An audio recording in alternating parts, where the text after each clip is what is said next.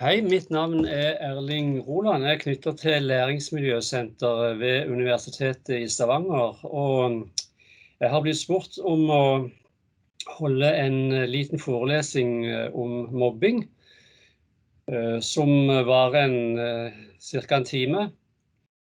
Og der skal vi ta for oss hva mobbing er. Vi skal se på hvor stort omfanget er. Og vi skal gå inn på hva det som drivkreftene bak mobbing. Hva det som gjør at noen elever, eller barn og unge, mobber andre. Derifra så ser vi litt kort på hva kan følgene være av å bli utsatt for mobbing og gjøre det. Hva kan følgene bli for de som gjør det? Og så beveger vi oss inn på hva kan vi gjøre for å forebygge mobbing. Litt om det, ikke langt om det, men noe. Og så går vi over på å stoppe mobbing, og da tar vi utgangspunkt i det som heter aktivitetsplikten, og der legger vi vekt på det leddet i aktivitetsplikten som har med å stoppe mobbingen når vi har oppdaget den. Så jeg håper at dette et veldig stort stoff, og vi må gå litt fort fram, men jeg håper at dere har utbytte, ikke minst praktisk utbytte av dette. Så nå går vi på den første her, og den handler da om hva mobbing er. Der står definisjon. Hva mobbing for noe? Jo, for det første så det en vond handling, en negativ handling. For det andre så det en handling, en negativ handling som gjentas. Så vi kaller det ikke for mobbing dersom det ikke systematikk i det, altså dersom det ikke gjentas noe over tid. Det betyr selvsagt ikke at vi skal overse en enkelt handling og la den gå, men selve begrepet mobbing, det bruker vi altså da når det systematisk, det gjentas. Og så det tredje kriteriet, det tredje punktet, der det står at det skjer mot en som ikke kan forsvare seg. Og det et viktig kriterium som skiller mobbing for eksempel fra konflikter, der partene kan være omtrent like sterke. Men her det altså mot en part, en person, som ikke klarer å forsvare seg av en eller annen grunn. Det kan for eksempel være at det flere mot en, eller at den satt ut av spill på en eller annen måte. Det betyr ikke nødvendigvis at den en svak person, men den klarer ikke å forsvare seg der og da i alle fall. Så står det noe med rødt under der, og det litt grann om formene for mobbing. Dere kjenner veldig godt til at den ene måten, det den ansikt-til-ansikt-måten, som vi kaller for den tradisjonelle måten å mobbe på. Men i de siste røftlig 20 årene i alle fall, så jo den digitale mobbingen også kommet. Der dette foregår på telefonen for eksempel, eller på andre plattformer. Begge de to formene der kan være direkte, og det betyr at de som utøver det, de henvender seg så å si direkte til den som blir utsatt, med skjeve blikk, vonde ord, eller kanskje til og med fysiske angrep. Det retter seg direkte mot den som rammes da. Den indirekte formen, den kan være stygg den også, og det kan for eksempel være å sette ut rykte.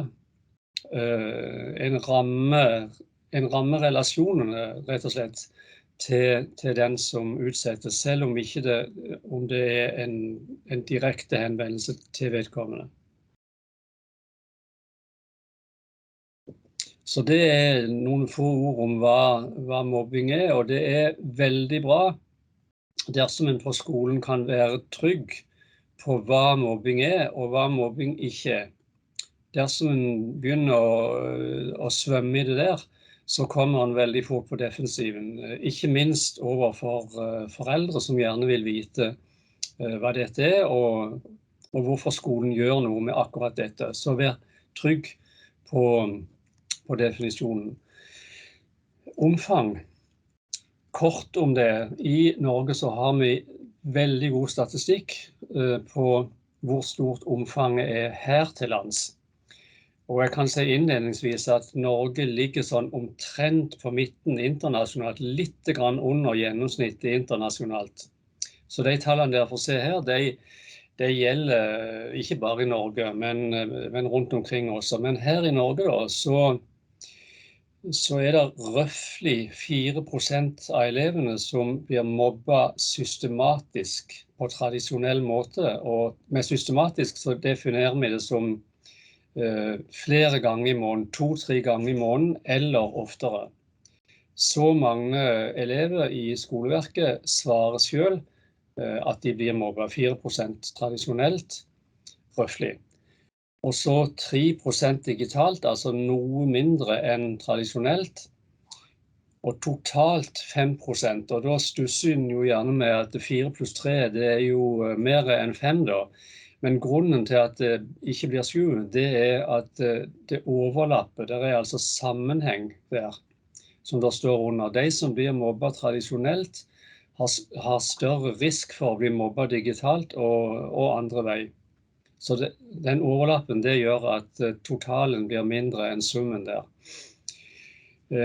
For de som mobber andre, så er tallene nesten like, men litt grann lavere. Henholdsvis 3% og 2% og totalt 4%. Så der er det også den samme sammenhengen da. En annen sammenheng som ikke står her, det er at det er også en viss sammenheng mellom å bli mobbet og utøve mobbing. Den sammenhengen er ikke sterk, men det er en litt grann forhøyet risiko for å bli mobbet dersom du mobber selv.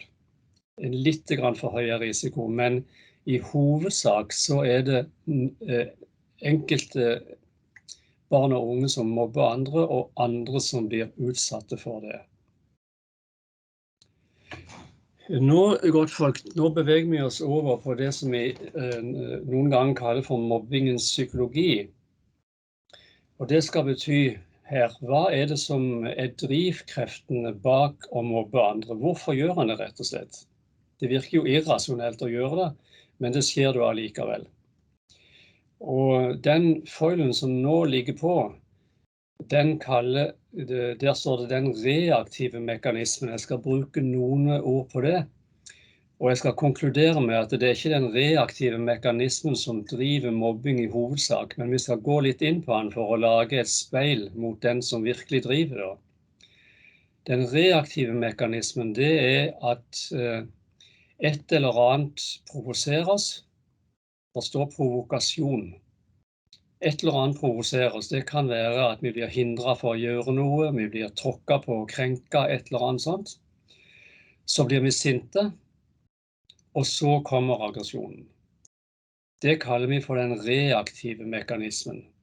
Vi reagerer med aggresjon på noe ubehagelig, vondt som har skjedd oss da. Det står også tolkningsmønster, og det er bare for å si at de som har mye av dette problemet her, for det er enkelte som har det, mer enn andre, de har ofte et tolkningsmønster som er uheldig for dem. Og det går ut på at en veldig ofte tolker det andre gjør i negativ retning. En tolker motivene til andre som ondskapsfulle, for eksempel. Og når en tolker det sånn, så blir det fort en provokasjon i hodet for en selv. Så kommer sinne, og så kommer aggresjonen. Mange av dere som jobber i skolen, kanskje alle har hatt eller har elever som har det problemet der i stort monn. Men det er ikke dette som er hoveddrivkraften bak mobbing. Mobbing er ikke i hovedsak sinnedrevet, altså. Mange tror det, men det er ikke korrekt. Og det er det veldig viktig å forstå når vi skal både forebygge og ikke minst stoppe mobbing.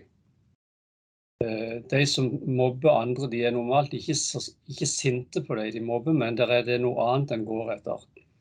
Og det kommer på neste foil. Vi skal bruke litt tid på denne. Den viser en tegning av en mobbesituasjon. Denne sirkelen, den skal illustrere 3 elever. Plager 1, 2 og 3.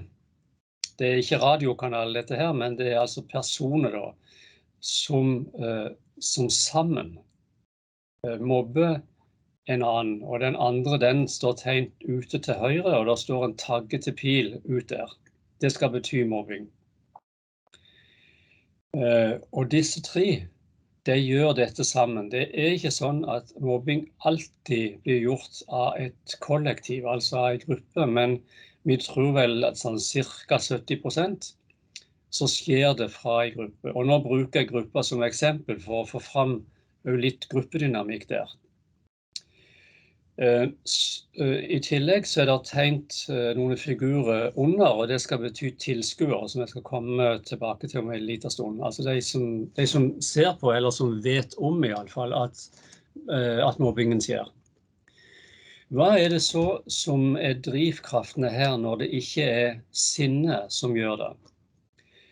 Hvis dere fester blikket på den taggete pilen der, så ligger der en drivkraft i selve relasjonen der og da, altså når mobbingen skjer, og kanskje rett i forkant og etterkant også, i den relasjonen direkte mellom for eksempel P3 og den som utsettes, og på samme måte mellom P1 og den som utsettes og P2, altså i selve relasjonen mellom den som gjør det og den som utsettes.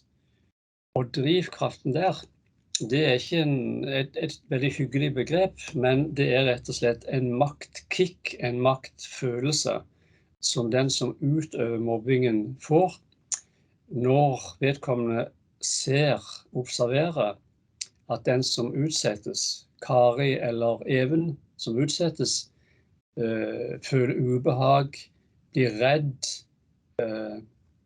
tar til tårene, så kjennes makten over vedkommende. Så stimulansen, det er altså å kjenne makten over noen. Det er ikke en alminnelig god maktfølelse som du kan føle i klasserommet når du underviser elevene dine. Du kjenner du har makt, innflytelse. Det er en sunn maktfølelse, men dette er en mer destruktiv maktfølelse. Jeg har makten over det, jeg ser du er redd meg. Og de som mobber andre, dessverre så er det sånn at de har mer tiltrekning mot akkurat den kicken, den følelsen der. I tillegg så er det en sterk drivkraft inne i denne gruppen.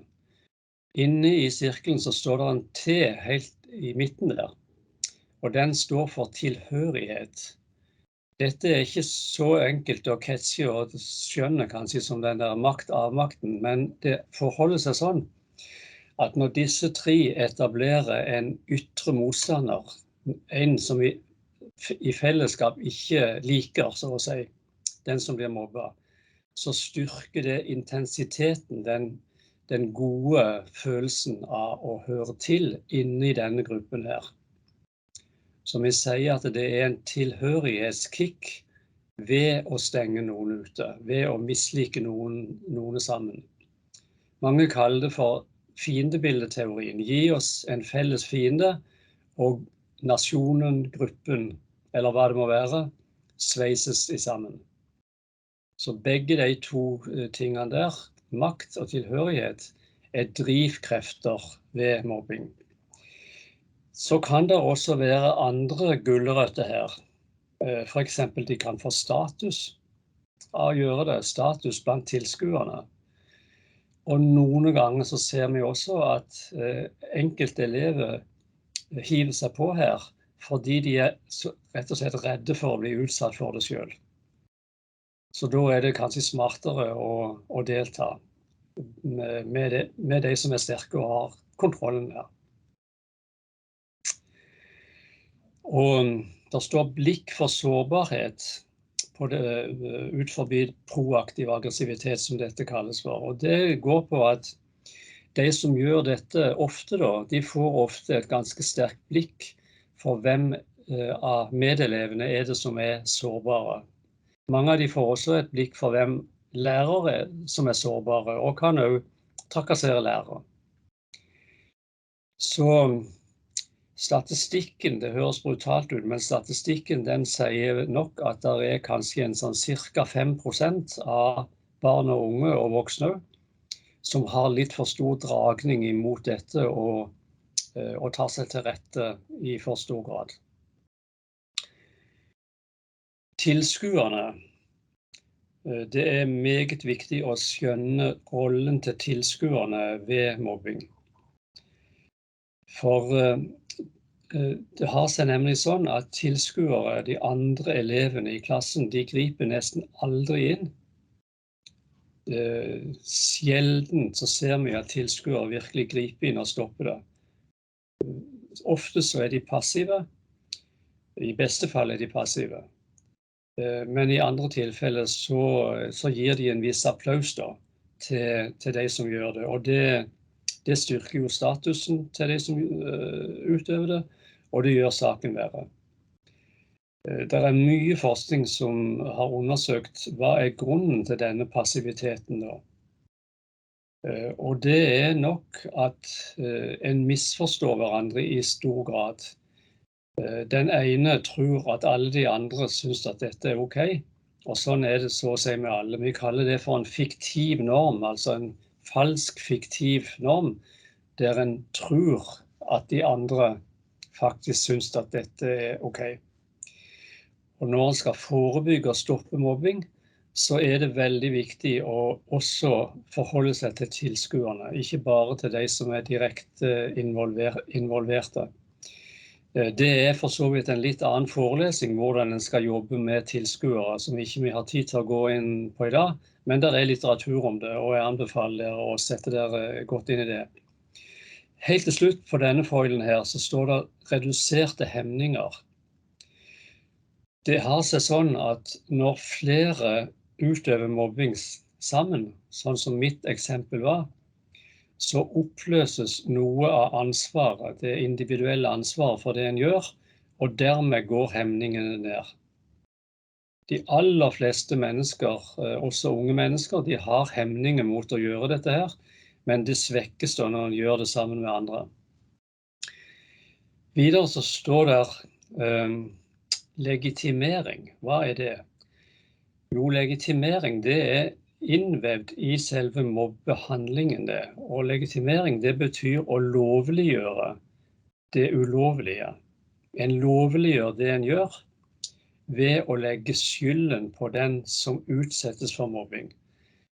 Denne som utsettes for mobbing så dum, så vemmelig, har gjort så mye galt, har et stigma, et eller annet, og derfor får vedkommende egentlig bare som fortjent. En lovliggjør sin egen handling. Det legitimering, og det tar ned hemningene hos de som gjør det. Dessuten det kolossalt belastende for den som utsettes for vedkommende for å høre dette om og om igjen, hvor mye en fortjener det, hvor dårlig en som person. Til slutt, psykologisk distanse, det noe skummelt som skjer når overgrep gjentas. Når overgrep gjentas, så vil det oppstå en psykologisk distanse til den som utsettes. En venner seg nærmest til å se på den som utsettes som en som litt mindre verd, og til slutt så kan den psykologiske distansen bli så stor at den som utsettes blir nesten en gjenstand, en ting, som en kan gjøre med hva en vil. Og da hemningene kraftig redusert, og det vanskelig å erkjenne selv nærmest hvor ille dette Så kan en spørre hvor lang tid tar det der før denne mekanismen slår inn for fullt, altså at den som utsettes fortjener det og nærmest en gjenstand, og det tar ikke veldig lang tid dessverre. Noen uker så kan den være etablert. Denne handler om følger av mobbing. Den som utsettes for mobbing, ofte så kommer det noen negative følger der, Selvsagt det enkelte barn og unge som mobbes som sterke nok til å stå imot, og som klarer det uten å få sånne følger, men det veldig vanskelig å stå imot. Og her det noen sånne ganske sikre funn da. Svekket selvbilde, det vanlig å finne hos de som utsettes for mobbing. Og det ikke så rart, for alt det negative de opplever å få høre om seg selv. Sosial angst, det å ha angst for sosiale sammenhenger. Og det knytter seg ofte til kjente sammenhenger, for eksempel skolen eller klassen. Men den kan også bre seg til å bli en angst som gjelder nesten i alle sosiale sammenhenger. Den kan også bre seg til å bli en generell angst, som ikke bare gjelder det sosiale, men mer en permanent vond følelse. En vond trigger i kroppen som forfølger deg nærmest både dag og natt. Mange ganger så knytter det seg til det vi kaller for posttraumatisk stress. Post, det betyr jo etterpå. Og det altså et stress som kommer av noen traumer som har vært før. For eksempel gjentatt mobbing. Det blir traumer som skaper stress hos den som utsettes. Og de kan dukke opp i konkrete situasjoner. For eksempel når han kommer til skolen om morgenen, så kan det trigge fram det stresset der. Men det kan jo nærmest, det kan komme når han sover i drømmer, og det kan jo komme av tanker som man får, selv om man ikke i situasjonen. Mange av de som utsettes for mobbing blir veldig triste, og det kan jo gå over i depresjoner. Altså en mer sånn klinisk depresjon. Og selvmordsfaren øker mye med langvarig mobbing, selv om heldigvis ikke så veldig mange virkelig tenker på det. Jeg gjorde selv en undersøkelse, og der blant ungdomsskoleelever. Og der var det sånn at 1/3 av de som ble hyppig mobbet, hadde selvmordstanker over faregrensen. Så når det langvarig og hyppig, så øker selvmordstankene og faktisk også selvmordsfaren. Til slutt, stigmatisering, det betyr jo at en får et negativt stempel på seg, så å si, av å bli mobbet. Det stigmatiserende i seg selv, det der, å bli utsatt for mobbing. Det ikke hun jenta der som blir så mye mobbet, da må det jo være et eller annet med henne, sier folk. Det heller ikke sunt å mobbe andre. Det står moralsk drift, og det noe av det vi snakket om på den foilen om proaktiv aggresjon. Når en gjør sånne ting mot andre om igjen og om igjen, så skjer det en moralsk drift, altså den moralske kraften svekkes. Den kan svekkes permanent, og den svekkes i hvert fall under selve handlingen. Men når det står følger av mobbing, så det mer den langsiktige driften av moralsk svekkelse som vi snakker om. Faren for antisosial fremtid mye større blant de som utøver mobbing. Nå ikke det sikkert at det kun fordi de utøver mobbingen. Det kan jo være andre forhold som ligger bak der. Men å utøve mobbing om og om igjen, det øker i seg selv risikoen for antisosial atferd i fremtiden. For eksempel kriminalitet, vold i nære relasjoner og så videre. Så dere som jobber i skolen bør også ha veldig klart for dere det, når dere kanskje snakker med barn og unge, og også foreldre uten å trø for hardt der da. Så det viktig å få fram at det i alle fall ikke sunt å mobbe andre. Denne foilen her, den innleder da det jeg vil nå si om hva vi kan gjøre for å redusere mobbing.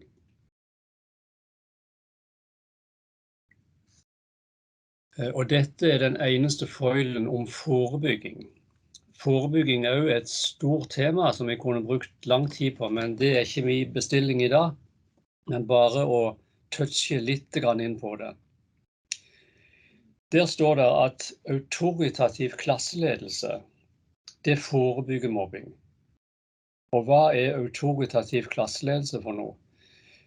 Jo, det er å være, vi kan si, en tydelig og myndig person i klasserommet og på SFO. Det betyr en god miks, en god kombinasjon imellom å stille krav til våre elever og å støtte dem.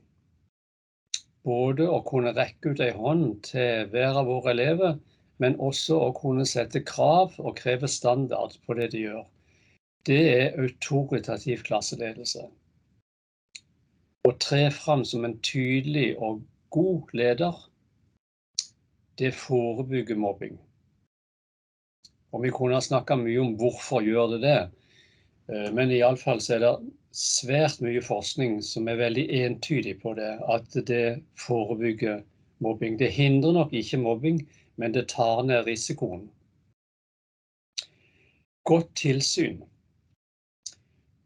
Også her har vi flere studier som helt tydelig viser at dersom det er godt tilsyn i friminuttene, i pausene, i skolegården, kanskje i korridorer, eller der elevene oppholder seg da, utenom undervisningstida.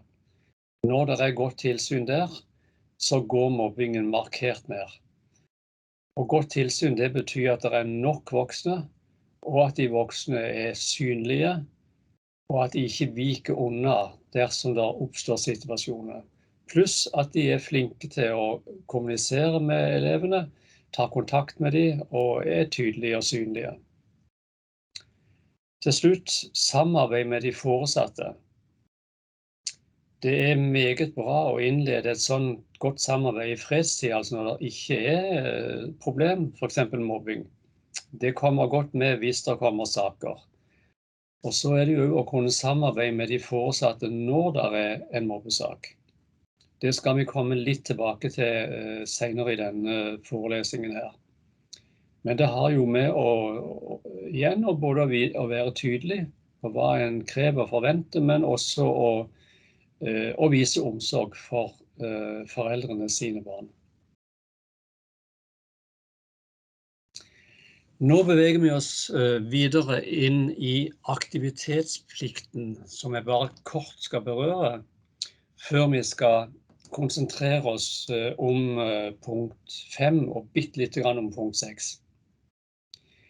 Aktivitetsplikten, vet dere, det er noe som er kommet inn i opplæringsloven, kapittel 9a, der den er beskreven. Og der er noen steg da i denne som vi kort skal referere. Det ene som skolen har plikt til å gjøre, det er å følge med. For eksempel å ha godt tilsyn,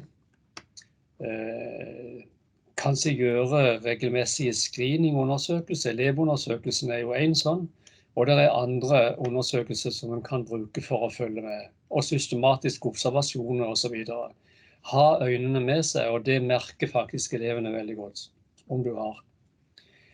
Gripe inn, og det betyr å så å si gripe inn på stedet, altså dersom du observerer en situasjon, at en da har både vilje og evne til å gripe inn der og da. Og det er ikke det punktet som vi skal komme tilbake til å sette inn tiltak. Det blir mer systematiske tiltak når en virkelig har en mobbesak da. Men gripe inn, det er å ta det på stedet. Varsle. Dersom en ansatt på skolen, eller en som hyppig er på skolen, får en mistanke, eller gjør en observasjon, eller selv får et varsel, fra en elev eller foresatte, så har en plikt til å varsle rektor. Til å varsle skolens ledelse ved rektor.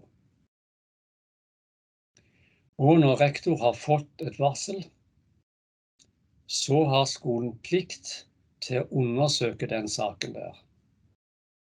Og da må skolen ha en metodikk for å kunne gjøre det. Det er en nøkkel for å løse sakene. Ellers så blir tiltak satt inn vilkårlig og ofte på ryktebasis. Og de mislykkes ofte da. Det er veldig viktig å ha en god metodikk for det. Og jeg har oppgitt noe litteratur til slutt som gir informasjon om gode måter å undersøke på. Så er vi kommet til det punktet som skal være et hovedtema i denne lille forelesningen her. Og det er å sette inn tiltak når vi har en mobbesak. Det betyr at skolen har undersøkt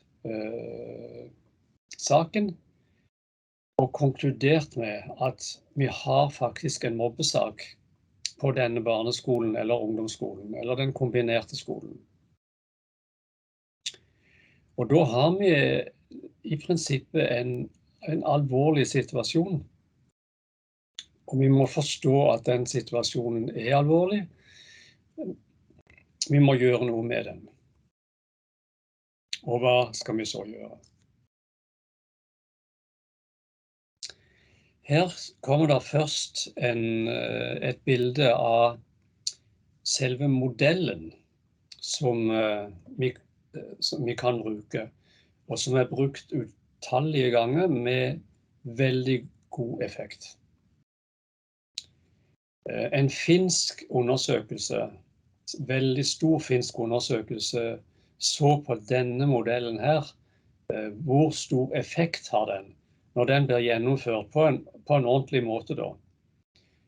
Og den viste at i over 70% av sakene så stopper mobbingen ved bruk av denne modellen her.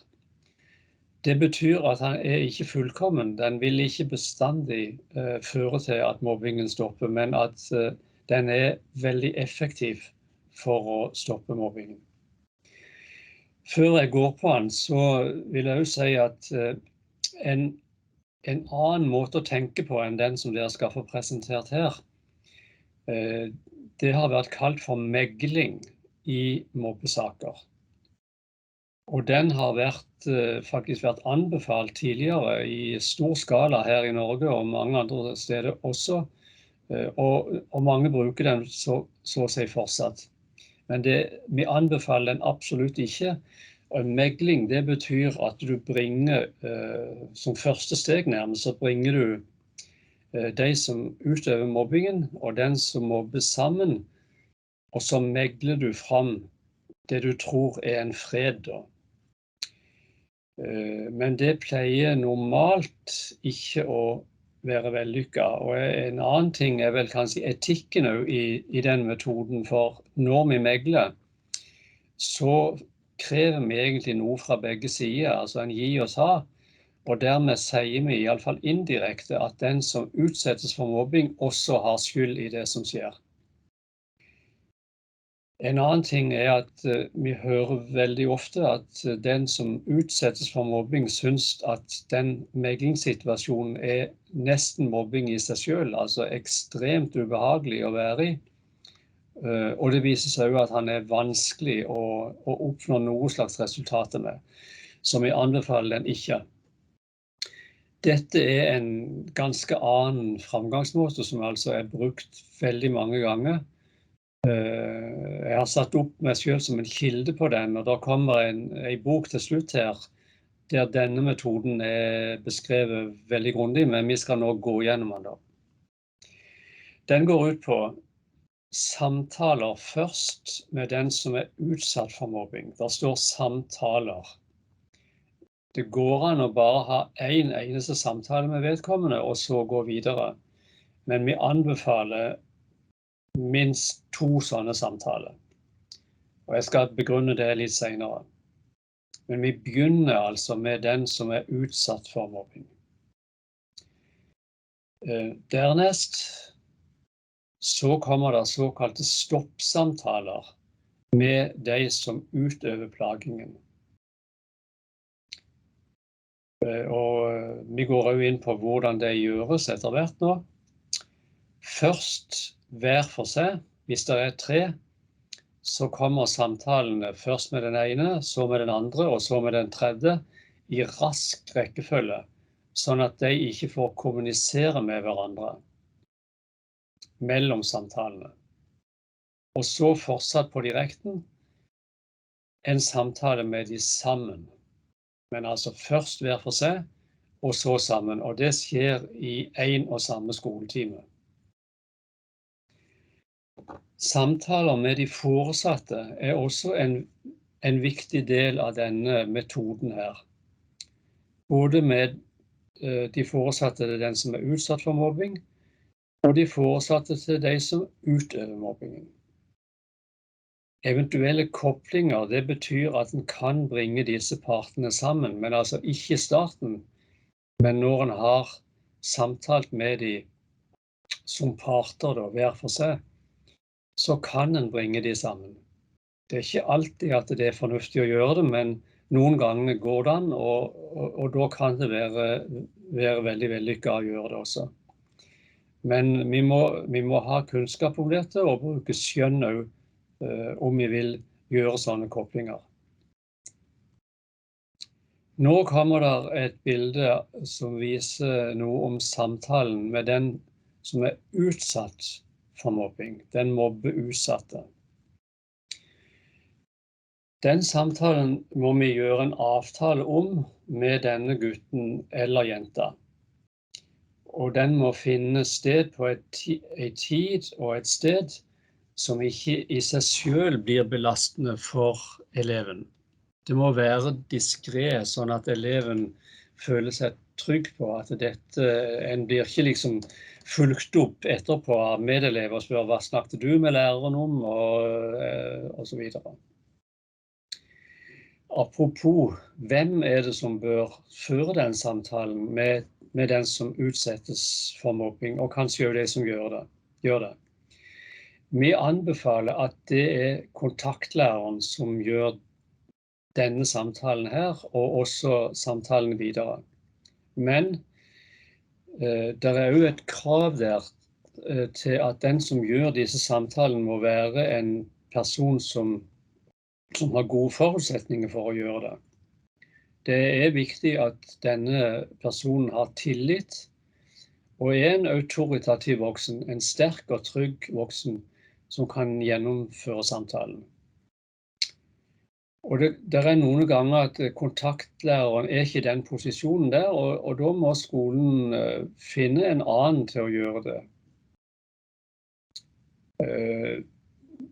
Noen spør, kan det ikke være en utenfra som gjør det? Jo, selvsagt kan det være det, for eksempel en fra PPT, men det er mye bedre allikevel hvis en har en person som står disse elevene nær, så er det i seg selv en veldig stor fordel. Så prøv å tenke over om det kan være kontaktlæreren som gjør samtalen da.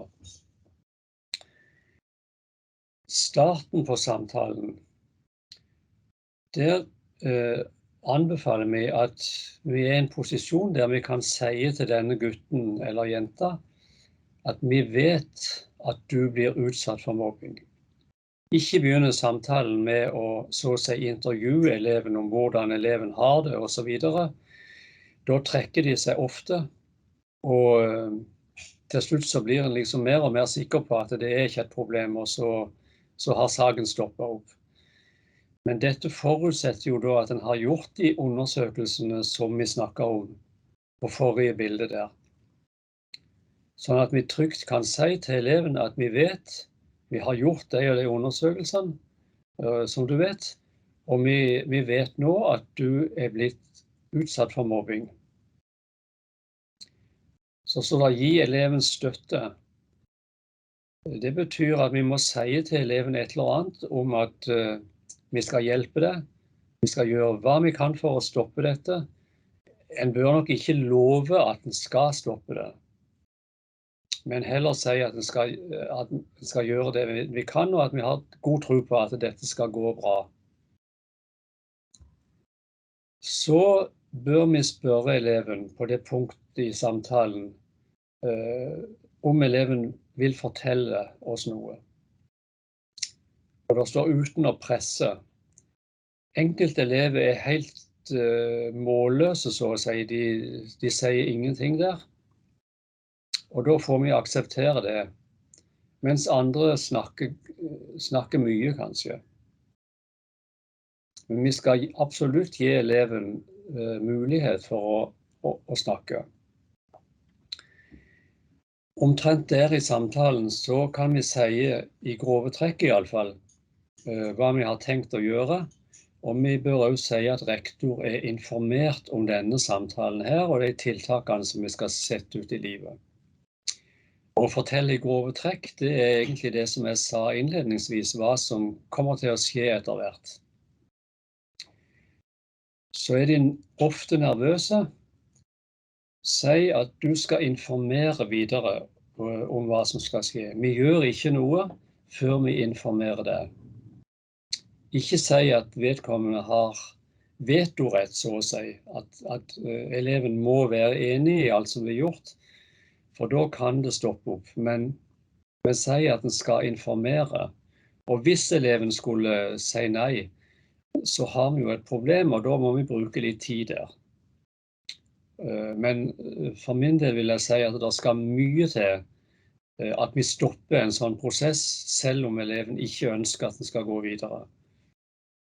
Men der må vi bruke skjønn og god omtanke da. Avtale et nytt møte. Vi trenger ikke å gjøre det, men det er ofte gunstig å gjøre det. For eksempel, jeg vil gjerne snakke med deg igjen om noen dager. Ikke mer enn en uke, anbefaler vi det. Og også å fastsette et tidspunkt og et sted der på dette møtet, sånn at de vet når det er, og hvor det skal være. Og så må vi i løpet av denne samtalen også få fram at vi vil kontakte de foresatte til denne eleven. Mange ganger så er de foresatte allerede i bildet. Det kan være de som har varslet, for eksempel, sånn at de er godt kjent med saken, men i andre tilfeller så er de kanskje ikke det. Men uansett så må vi følge opp med de foresatte til eleven. Og dersom ikke de har vært i bildet eller vært informert, så bør vi faktisk gjøre det fort, helst samme dag. Så hender det jo, jeg har lyst til å si det, så hender det jo at kanskje situasjonen hjemme hos denne eleven er på en sånn måte at vi vurderer det til å ikke være hensiktsmessig å kontakte de foresatte. Jeg har vært borte i saker der eleven kan ha god grunn til å tro at han eller hun faktisk blir straffet av foreldrene for at de blir utsatte for mobbing, for sånn skal det jo ikke være, og foreldrene er kanskje irrasjonelle, og straffe eleven på en eller annen måte for det der, ikke har forutsetninger for å hjelpe eleven. Da er det jo kanskje en barnevernssak også, men det er noen ytterst få tilfeller da, der det kan være aktuelt å ikke gå videre, men i hovedsak så gjør vi det nesten bestandig å gå videre altså. Så tar vi denne samtalen nummer 2, og så sier vi til eleven at nå vil vi kontakte de som plager deg, og det vil vi gjøre på torsdag i 4. time. Det er fornuftig at de samtalene med de som mobber vedkommende kommer fort etter denne samtalen nummer 2, sånn at eleven slipper å gå og tenke så mye på det. Men vi sier når det skal skje, og hvem vi kommer til å snakke med. Og vi kan for sikkerhets skyld si til eleven, du skal ikke fortelle dette til noen andre. Det er enkelte elever som går til sine plager og forteller det, for da tror de at de får fred da. Så derfor så minner vi eleven om at dette blir mellom oss, du skal ikke gå videre med det. Så kommer samtalen med den ene av de som mobber. Hvis det er flere da, så gjør vi det altså med en og en. Og på dette punktet i denne lille forelesningen så vil jeg si til dere, disse samtalene her, de er kanskje ganske lette å forstå, logikken i de og sånt, men det er ikke alltid at de er like lette å gjennomføre. Hvis du ikke er trent på det da, så vi anbefaler veldig sterkt at skolen arrangerer trening, så å si simulering eller rollespilling av disse samtalene, også den med den som utsettes for mobbing, men ikke minst disse her, for de kan være litt krevende. Og da er det veldig bra hvis en har gjort de noen ganger, rollespilt de med en kollega for eksempel. Og det er noen punkter i disse samtalene der det kan bli litt krevende, og da være klar over det og vite hva en skal gjøre. Hent eleven ut fra klassen. Det er det, altså en kollega har klassen, og så henter du som skal ha samtalen eleven ut av klassen, eller du får din kollega til å sende eleven til grupperom 4. Jeg liker best å hente eleven ut av klassen. Det synes jeg gir meg mest autoritet. Og anyway, så kommer eleven til å vite hva som har skjedd. Men en annen variant er altså at kollegaen din sender eleven til grupperom 4.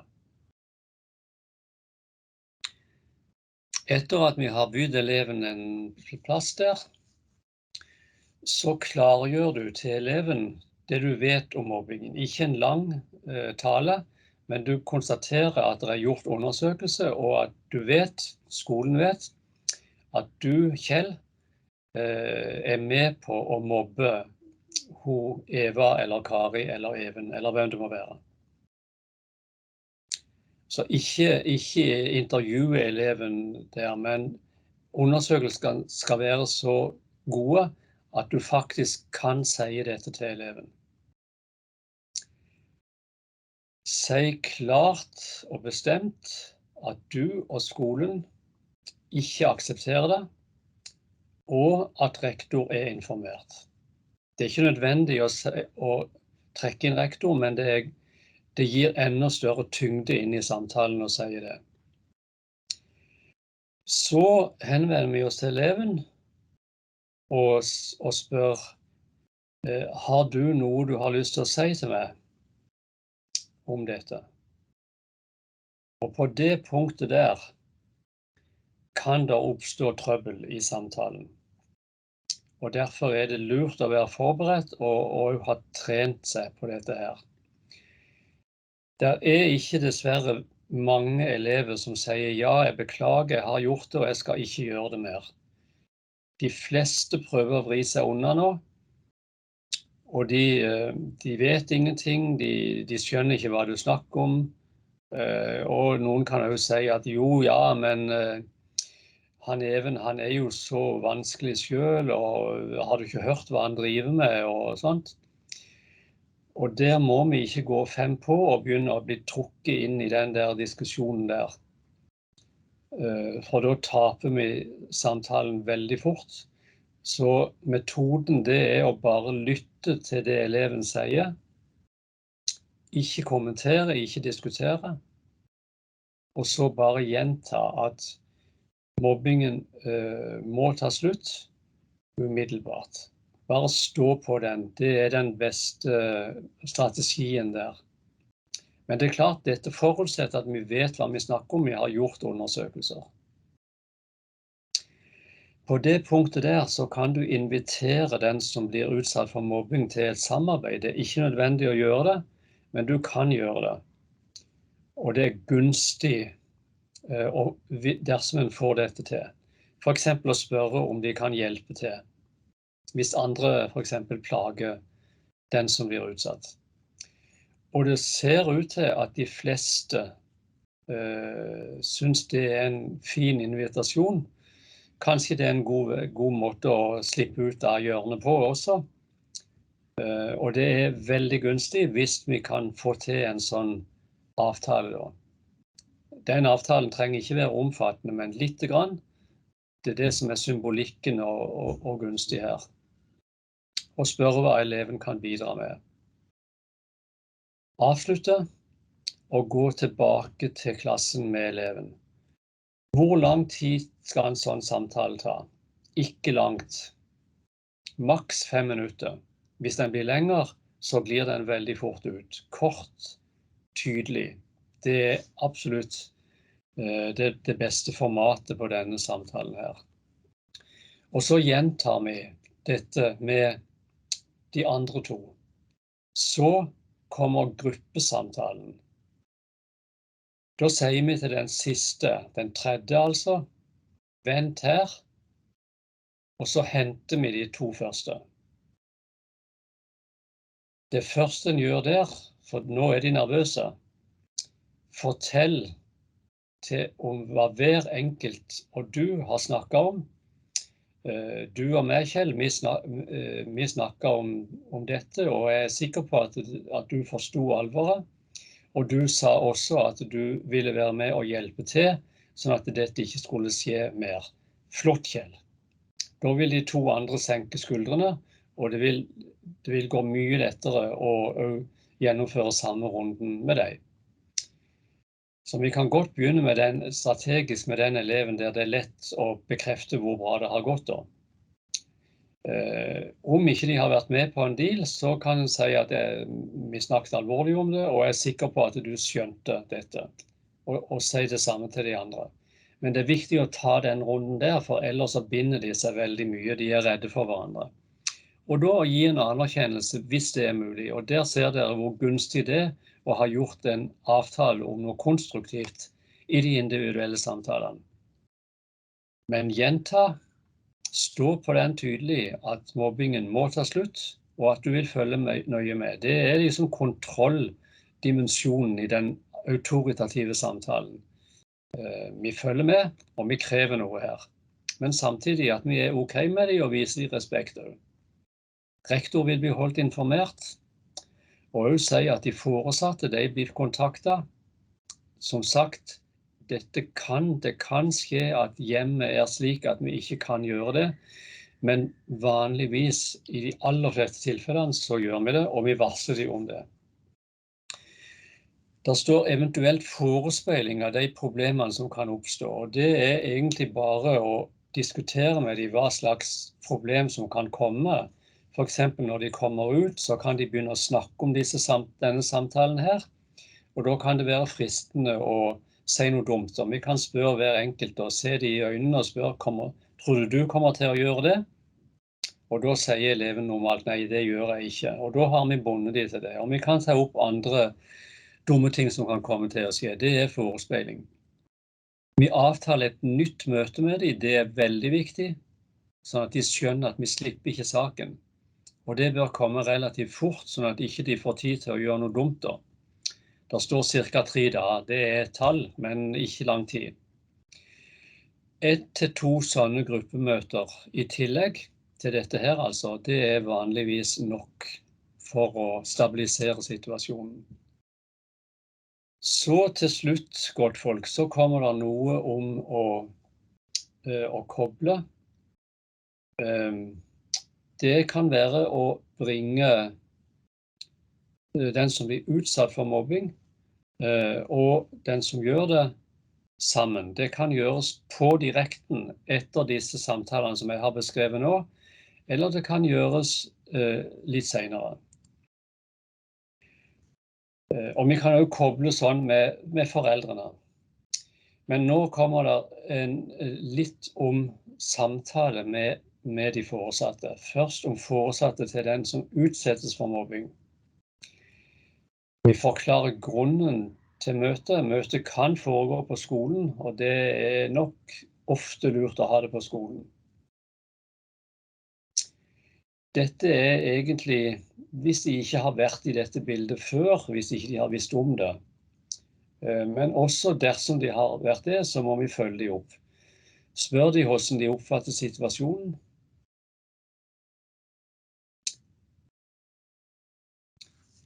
så står det gi støtte, ikke gå i forsvar. Noen ganger erfarer vi at foreldrene til den som utsettes for mobbing sinte på skolen. Hvorfor har ikke skolen sett noe før? Hvorfor har de ikke gjort noe før? Det mange anklager som kan komme der. Det står gi støtte, ikke gå i forsvar. Går vi i forsvar der, så mister vi de ofte. Få fram at nå tar skolen regien, og si hva som gjort, og hva som skal gjøres. Vi pleier å understreke at skolen har regien, og vi drøfter med foreldrene til den mobbeutsatte at det jo fristende å gå på foreldrene til de som gjør det, eller til de som gjør det selv, men ikke anbefale de å gjøre det. Da kan saken krølle seg til og skjære seg. Det skolen som skal gjøre disse samtalene, ikke disse foreldrene her. Og si at rektor informert om saken for å vise at skolen tar det alvorlig. Helt til slutt om dette her. Til foreldrene til de som utøver mobbing. Modell 1. Ring hjem og forklar kortsaken. Spør om de vil møte foreldrene til de andre som har mobbet, uten å si hvem dette Og ved OK, avtale et felles møte. Dette har jo folkens med å utveksle informasjon om andre enn sitt eget barn eller ungdom. Men hvis de vil selv og treffe de andre foreldrene, så får de det. Og det ofte gunstig. Ellers individuelle samtaler. Modell 2, da kan du innkalle de foresatte hver for seg, uten å spørre om denne koblingen her. Og så ta et felles møte etterpå. Og det en trygg og god modell å bruke. Og så står det 3 unntaksvis løse saken uten å trekke inn foreldrene, som jeg har sagt. Derfor tenke over disse modellene generelt og prinsipielt på skolen, og også i den enkelte sak. De siste 2 minuttene mine, de vil jeg bruke til å si at når en har en mobbesak som en har løst i den forstand at en ser at mobbingen har opphørt, så bør en tenke over, saken ferdig allikevel? Den som blitt utsatt for mobbing kan ha behov for en gjenoppretting. De kanskje skadet, selvbildet deres kan være skadet, de kan ha utviklet angst, de kan ha utviklet angst for å gå på skolen. Utøverne kan også ha blitt skadet av det de har gjort. Til og med klassen kan ha blitt det. Klassen kan også ha vendt seg til for eksempel at denne eleven blitt nærmest fritt vilt. De foresatte, ikke minst de foresatte til den som blitt mobbet kanskje over lang tid, de trenger kanskje også en oppfølging. Til og med søsken. Dette vet vi ikke, men det viktig at skolen i alle fall tenker over det, og eventuelt sette inn noen tiltak for å følge opp det vi kaller for gjenoppretting eller rehabilitering etter en mobbesak. En god kollega med Johannes Finne, og vi har nettopp fullført en bok som kommer på fagbokforlaget om dette. Den heter Gjenoppretting etter mobbing.